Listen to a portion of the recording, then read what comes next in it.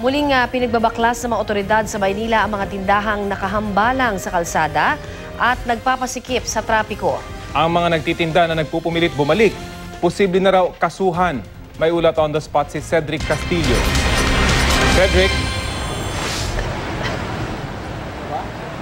Yes, Rafi, Connie, sa kasagsagan kanina ng demolition sa bahaging ito dito sa Maynila ay nakausap natin yung ilan sa mga vendor, may-ari ng mga binaklas sa mga tindahan at nagtataka raw sila bakit meron silang mga ticket at may binabayaran daw silang permit pero binaklas pa rin daw yung kanilang mga tindahan. Dito nga kanina nang magkaroon ng operation ang Task Force Manila Cleanup dito sa bahaging ito ng malapit sa may Plaza Lacson. Pero ayon sa mga opisyal na nakausap natin ay pribilehiyo at hindi raw karapatan ng mga vendor ang magtayo ng mga tindahan sa mismo mga kalsada na sa bahaging ito ng Maynila.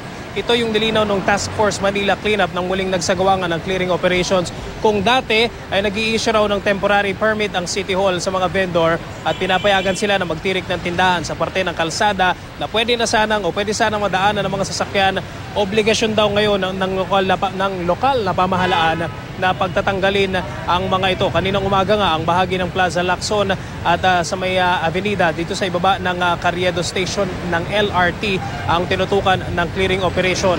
Pinagbabaklas sa mga tindahan na sumasakop na sa hindi bababa sa 2 lanes ng kalsada na tinutumbok ang Rizal Avenue. Ayon sa hepe ng task force, target daw ng operasyon ang mga kritikal na mga kalsada sa Maynila kung saan malubha ang daloy ng trapiko dahil sa mga tindahang nakatayo. Nauna nang nag-clearing operation sa bahagi naman ng Divisoria nitong nakaraang linggo. Permanente raw ito at patuloy na paiikutan sa mga pulis. Posible raw na sampahan ng reklamong obstruction ang mga nagtitinda na magpupumilit at magpapabalik-balik daw sa mga kalsada na nagkaroon na ng clearing. Narito yung ilan sa mga pahayag. Lahat naman po na nagtitinda po sa mga bangketa kalsada, binibigyan ng pamahalang lungsod kasi para sa kabuhayan nila. Pero ito po ngayon, dapat naman ibalik naman natin sa mga tao, sa mga nakakaraming nagdadaan dito na palaging natatraffic o naantala sa biyahe nila. Maglalatag na lang kahit na pabalik-balik na hinuhuli, babalik na naman sa pagtitinda. Rafi, kung makikita nyo dito sa likuran ko, yung Carriedo Street, ito rin na medyo makikita naman na kilala ito na medyo masikip yung area dahil sa dami ng mga tindahan. Kanina, doon sa ilang mga opisyal ng Task Force Manila Cleanup na nakausap natin, ang sabi nila is nagbigay na raw sila ng notice, particular doon sa mga nagtitinda rito. At sa ngayon daw ay meron nilalatag na yung schedule kung kailan magkakaroon ng clearing operations dito naman sa Carriedo, Rafi.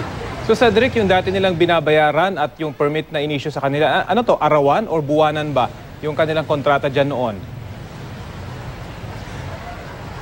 Arawan daw, Rafi, ayon dun sa nakausap natin na ilang mga tindera, kung 160 pesos per day. Kung hindi ako nagkakamali, yun yung nabanggit nila na binabayaran. So ang sinasabi nga nung mga opisyal ng task force is yes, merong permit na daily na binibigay noon, pero ngayon ay hindi na ito papayagan nga dahil mas importante raw na maklear yung mga area dahil nga dun sa ito yung isa sa mga identified na mga nagiging choke points dahil dun sa daloy ng trapiko, Rafi. At Cedric, meron bang binigay sa kanilang alternatibong lugar para mapagbentahan ng kanilang mga tinitinda? Sa ngayon, Rafi, walang ganong binanggit. In fact, yung mga tindera na nakausap natin ay tinanong natin sila kanina kung meron sa kanilang ibinigay na areas na dito ba kayo pwedeng lumipat. Wala daw ganong alternative na binigay sa kanila. Okay daw kung meron sana. Unfortunately, ang binanggit nga nila sa atin kanina is pipilitin pa rin daw nila na bumalik dito sa area, probably bukas o sa mga susunod na araw kasi wala daw talaga silang ibang pwedeng pwestuhan. Kaya nang tanungin naman natin yung mga opisyal ng LGU ng Maynila, sinabi nila kapag talagang naging pasaway na yung mga nagtitinda ay baka mapilitan ng mga otoridad na sampahan ng reklamong obstruction, Rafi.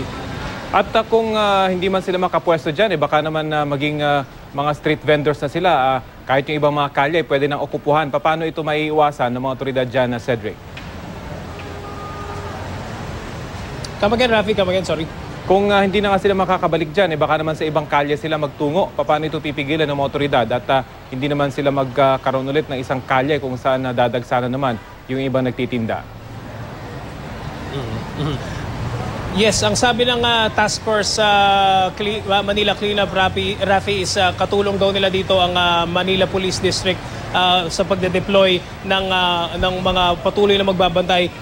Kaya kung mapapansin nyo dito sa likuran ko, nakabantay na yung mga pulis kanina pang umaga yan, yung mga identified daw ng mga areas na very critical doon sa daloy ng traffic. Ito yung kanilang mga pinupuntire daw sa ngayon at kine-clear. And then everyday daw, sabi ng task force, is pababalikan daw to not just sa mga pulis, kundi pati na rin sa mga barangay officials to make sure na hindi na bumabalik yung mga nagtitinda, Rafi. So kung sa ngayon, Cedric, wala pang plano, yung lokal na pamahalaan para sa mga nagtitinda dyan, meron bang nabanggit na long-term plan naman para dito sa mga nagtitinda? Dahil syempre, kabuhayan naman talaga na ito at kailangan nilang mamuhay ng marangal, Cedric. Walang nabanggit na ganyang long-term plan, Rafi, at saka yung mabilisan na relocation site para sa kanila, dun sa kanilang mga paninda, ay hindi rin nabanggit. Although kanina binabasa natin, binabrowse natin yung ilang mga reports, and si Pangulong o si Mayor, si ex-President Mayor Joseph Estrada yung na-quote dun sa isang mga reports na sinasabi niya na mahirap daw sana para sa kanila na talagang tanggalan ng kabuhayan itong mga nagtitinda dahil ito nga yung kanilang inaasahan. But ang mas importante raw kasi is na mas marami ang naapektuhan doon sa obstruction na nakukos ito o dahil doon sa aberya na naidudulot sa trapiko, Rafi. Well, sana naman hindi, pero magpapatuloy yung ganyang problema hanggat hindi nasusolusyonan kung saan magbibenta ng kanilang mga paninda yung mga mawawalan ng pwesto dyan. Maraming salamat sa iyo, Cedric Castillo.